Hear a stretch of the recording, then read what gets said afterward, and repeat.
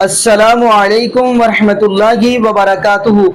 بسم اللہ الرحمن الرحیم۔ واعتصموا بحبل اللہ جمیعا ولا تفرقوا۔ جی ناظرین، آج ہم جس حوالہ سے گفتگو کرنے جا رہے ہیں، جیسا کہ آپ کو اس بات کا علم ہے، ذاکر نائک حافظہ اللہ تعالی ان کے سوالوں جوابوں کی نویس جاری ہے۔ تو ناظرین، لیکن شیعہ ذاکر شہنشاہ نقوی اس کے درمیان ایک بندہ بیٹھا ہوا ہے، میں اس چیز پہ حیران ہو رہا ہوں۔ اب وہ بھی اس بندے ذاکر نائک حافظ اللہ کو ماننے کے لیے تیار ہے، ذاکر بھی ماننے کے لیے تیار ہے، وہ بندہ بھی مان رہا ہے، کہہ رہے ہیں کہ گریٹ بندہ دیکھنا ہے تو ذاکر نائک کو دیکھ لو، اچھا بندہ دیکھنا تو ذاکر نائک کو دیکھ لو۔ یہ ہمیں فرقوں کی طرح نہیں بلاتا، بریلوی دیوبندی اہل حدیث سب کی طرح نہیں بلاتا، بلکہ یہ ہمیں انسانیت بتاتا ہے۔ ناظرین، اتنی بڑی بات ہے کہ ذاکر بھی اس بات کو تسلیم کرے۔ تو میں چاہتا ہوں ناظرین، میں آپ کو ویڈیو دکھاتا ہوں، پھر انشاءاللہ ناظرین اسی والہ سے ہم بھی گفتگو کریں گے۔ تو آئیے ناظرین مل کے ویڈیو دیکھتے ہیں۔ ذاکر نائک صاحب کو پاکستان میں پاکستانی قوم کی طرف سے، تمام حاضرین کی طرف سے خوش آمدید کہتا ہوں، مرحبا کہتا ہوں۔ آج ہمارے لیے بہت خوشی کا دن ہے اور میں اس موقع پہ 2-3 باتیں ضرور عرض کرنا چاہوں گا۔ سب سے پہلی بات یہ کہ یہاں بہت سارے علماء ہیں، مختلف رہنما ہیں جو اپنی پارٹی کی بات کرتے ہیں، جو مکتب فکر کی بات کرتے ہیں، کوئی دیوبندیت کی بات کرتا ہے، کوئی سنی، کوئی شیعہ، کوئی بریلوی، کوئی اہل حدیث، کوئی اور بات کرتا ہے، لیکن ڈاکٹر ذاکر نائک صاحب انسانیت کی بات کرتے ہیں۔ تو یہ بہت بڑا ہمارے لیے ایک موقع ہے کہ یہ ہم سب سے اوپر بات کر رہے ہیں، اور ان کا جو دائرہ کار ہے اس میں 8 بلین انسان ان کے سامنے ہیں۔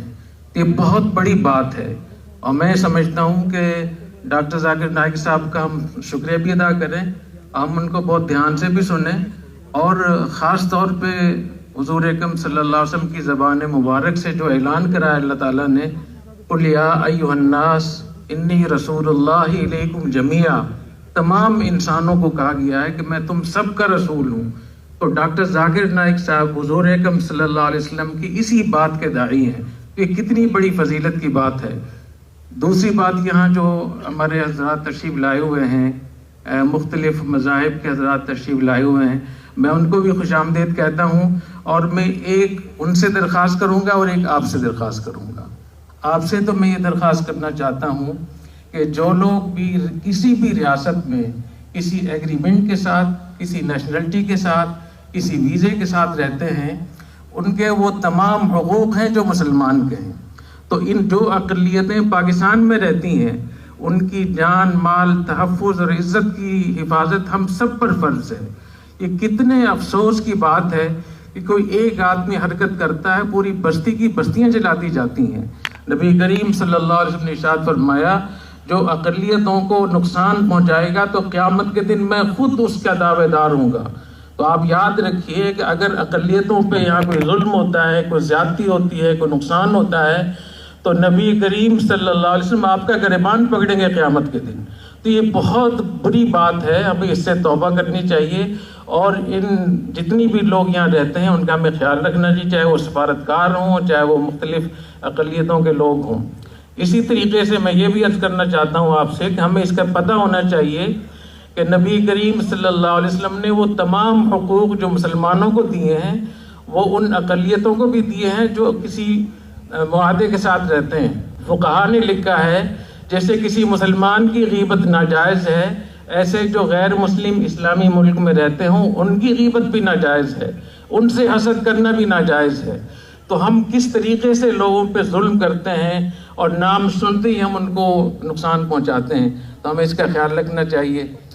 دوسری بات اسی میں کہ ہمارے دین میں نبی کریم صلی اللہ علیہ وسلم نے غیر مسلموں کے ساتھ، اقلیتوں کے ساتھ کیا معاملہ کیا تھا۔ میں صرف ایک واقعہ آپ سے عرض کروں گا کہ حضرت ابو بصرہ غفاری رضی اللہ تعالیٰ عنہ وہی کہتے ہیں کہ ہمارے علاقے میں قحط ہوا تو کچھ کھانے پینے کو نہیں تھا، تو ہماری قبیلے نے مشورہ کیا کہ ہم مدینہ چلتے ہیں، وہاں کھانے کے لیے ضرور ملے گا، وَنَحْنُ لَا نُرِيدُ الْإِسْلَامِ، اسلام لانے کا ارادہ نہیں تھا۔ تو اس سے معلوم ہوا کہ جو غیر مسلم ہمارے ملک میں رہتے ہیں، اگر وہ کسی پریشانی میں مبتلا ہوں تو ان کے ساتھ ہمارا اتنا اچھا رویہ ہونا چاہیے کہ وہ پریشانی میں ہم سے کہیں، ہم ان کے ساتھ پہنچے۔ تو وہ کہتے ہیں کہ مدینہ میں جب آئے تو نبی کریم صلی اللہ علیہ وسلم نے تمام جو وفد کے لوگ تھے ان کو تقسیم کر دیا اور صحابہ کرام سے کہا کہ آپ اپنے گھروں میں لے جائیں، ان کو رہائش بھی دیں، کھانا بھی کھلائیں۔ تو ابو بصرہ غفاری کہتے ہیں کہ مجھے کوئی نہیں لے کر گیا، مسجد میں اکیلا رہ گیا، اور نبی کریم صلی اللہ علیہ وسلم، اور مجھے اس لیے نہیں لے کر گیا کہ میرا قد 6 گز تھا، یعنی 9 فٹ قد تھا ابو بصرہ غفاری کا۔ تو یہ محسوس ہوا کہ اتنے لمبے تڑنگے شخص کو کون کھانا کھلائے گا۔ تو نبی کریم صلی اللہ علیہ وسلم نے میرا ہاتھ پکڑا اور مجھے گھر لے گئے۔ آپ کا بھی روزہ تھا، گھر والوں کا بھی روزہ تھا، 7 بکریاں تھیں۔ تو نبی کریم صلی اللہ علیہ وسلم نے کہا کہ ان کو دودھ پلائیں، تو 7 بکریوں کا دودھ ابو بصرہ غفاری کہتے ہیں کہ میں پی گیا، اور نبی کریم صلی اللہ علیہ وسلم کے لیے اور آپ کے گھر والوں کے لیے کچھ نہیں بچا، کیونکہ میں نے دودھ بہت زیادہ پی لیا تھا اور پیٹ میرا خالی تھا۔ تو مجھے اسہال ہو گئے اور پیٹ کا مسئلہ ہوا، اور مجھے اتنے اسہال ہوئے کہ میں بالکل بستر بھی خراب ہو گیا، میرے کپڑے بھی خراب ہوئے۔ نبی کریم صلی اللہ علیہ وسلم کو رات میں اس کا پتہ چلا، آپ خود تشریف لائے، فغسلنی، خود اپنے ہاتھ سے میرا بال و براز دھویا، وَأَزَّرَنِي بِإِزَارِي، اور اپنے کپڑے مجھے پہنائے۔ تو نبی کریم صلی اللہ علیہ وسلم کا تو معاملہ اقلیتوں کے ساتھ یہ تھا، تو ہمیں بھی اس کا خیال رکھنا چاہیے۔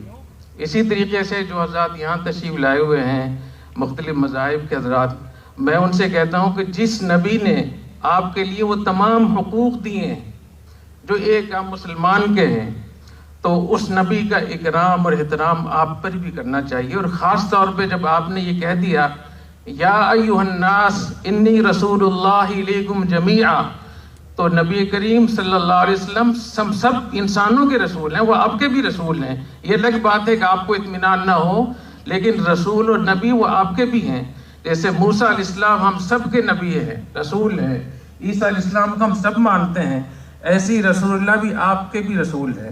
تو میں سمجھتا ہوں کہ جتنے بھی غیر مسلم ہیں ان کو نبی کریم صلی اللہ علیہ وسلم کی اس دعوت کو سوچنا چاہیے اور اس پہ ان کو غور کرنا چاہیے۔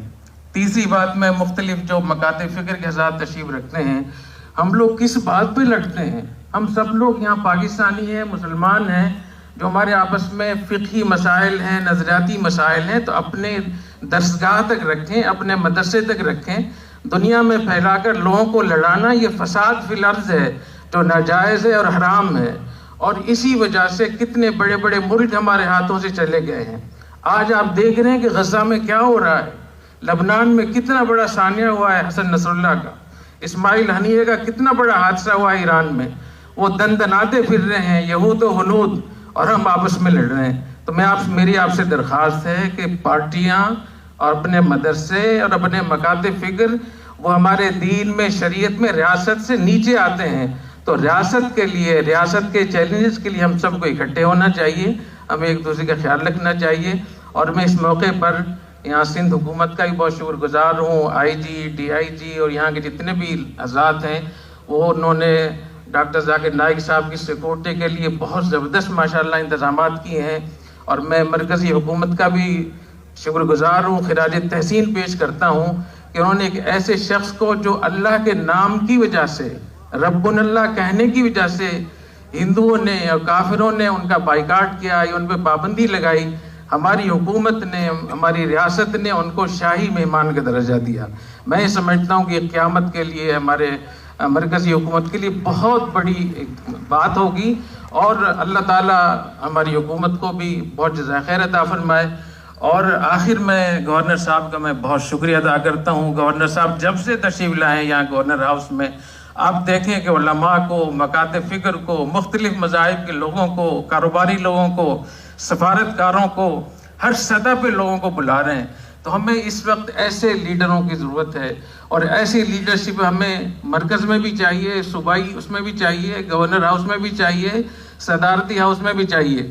تو گورنر صاحب میں آپ کا بہت شکریہ ادا کرتا ہوں، آپ جس طریقے سے پوری عوام کو لے کر ساتھ چل رہے ہیں، غریبوں کی مدد کر رہے ہیں، تو ہم آپ کو سلام پیش کرتے ہیں، خراج تحسین پیش کرتے ہیں۔ ہم آپ کی زندگی کے لیے، آپ کے بچوں کے لیے، آپ کے والدین کے لیے، آپ کی فیملی کے لیے دل سے دعا گو ہیں۔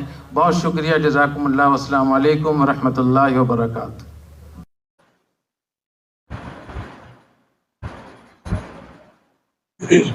جی ناظرین، آپ نے یہ ویڈیو ملاحظہ فرمائی تو ناظرین جبکہ قرآن پاک کی آیت ہے فرمایا وَاعْتَصِمُوا بِحَبْلِ اللَّهِ جَمِيعًا وَلَا تَفَرَّقُوا، اللہ کی رسی کو مضبوطی سے تھام لو، فرقہ واریت میں نہ پڑو۔ تو ناظرین اگلی بات ہم کرتے چلے، اس سے بڑی کیا بات ہو سکتی ہے کہ ہمارا اسلام انسانیت کے حقوق بتاتا ہے۔ اسلام عیسائیوں کے، یہودیوں کے، سب کے حقوق بتاتا ہے۔ صحیح بخاری کی حدیث ہے، نبی پاک صلی اللہ علیہ وسلم کے صحابی حضرت سہل بن قیس رضی اللہ تعالیٰ عنہ ساتھ ایک اور صحابی ہے، صحیح بخاری کی حدیث ہے، اور قاسیہ کے مقام پر دونوں صحابہ تشریف فرمائے، پاس سے ایک میت گزری ہے، یعنی جنازہ گزرا ہے، تو نبی پاک صلی اللہ علیہ وسلم کے دونوں صحابہ اٹھ کے کھڑے ہو گئے۔ تو ایک ساتھی کہنے لگا آپ کو نہیں پتا یہ کس کا جنازہ جا رہا ہے، یہ کافر کا جنازہ جا رہا ہے، تو آپ اٹھ کے کھڑے ہو گئے ہیں۔ تو آگے سے نبی پاک صلی اللہ علیہ وسلم کے صحابہ فرمائے لگے ہم ایسے نہیں کھڑے ہو گئے، ہمارے پاس بھی دلیل ہے۔ کیا دلیل ہے؟ کہنے لگے نبی پاک صلی اللہ علیہ وسلم کے پاس ایک میت گزری تو نبی پاک صلی اللہ علیہ وسلم کھڑے ہو گئے، ہم نے کہا یہ تو اسلام کے دشمن کا جنازہ ہے، تو نبی پاک صلی اللہ علیہ وسلم نے فرمایا آیا کہ یہ انسان نہیں ہے؟ تو ناظرین پتہ یہ چلتا ہے کہ اسلام انسانیت کے حقوق دیتا ہے۔ تو ناظرین یقین مانیے اسلام ہے جو ہر انسان کو حقوق بتاتا ہے۔ قرآن پڑھے والدین کے حقوق ملیں گے، قرآن پڑھے ہمسایوں کے حقوق ملیں گے، قرآن پڑھے یتیموں کے حقوق ملیں گے، قرآن پڑھے مسکینوں کے حقوق ملیں گے، قرآن پڑھے بھائیوں کے حقوق ملیں گے، بیٹیوں کے حقوق ملیں گے۔ صرف اسلام ہے جو حقوق دیتے ہیں۔ تو ناظرین سب سے بڑی بات تو یہ ہے کہ اگر ایسے ہی سب ایک ہو جائیں، یعنی یکتا ہو جائے، تو اس سے بڑی بات کیا ہو سکتی ہے۔ تو ناظرین یہاں پہ میں دعا کرتا ہوں اللہ پاک ہمیں نبی پاک صلی اللہ علیہ وسلم کی شریعت کے مطابق زندگی گزارنے کی توفیق دے، اور اللہ پاک ہمیں 5 وقت کا پکا اور سچا نمازی بنا دے، اور جتنے بھی بے اولاد جوڑے ہیں اللہ پاک سب کو نیک نورینہ صحت تندرستی والی ایمان والی لمبی زندگی والی اولاد عطا فرما دے۔ جزاکم اللہ خیرہ، احسن الجزاء۔ السلام علیکم ورحمۃ اللہ وبرکاتہ۔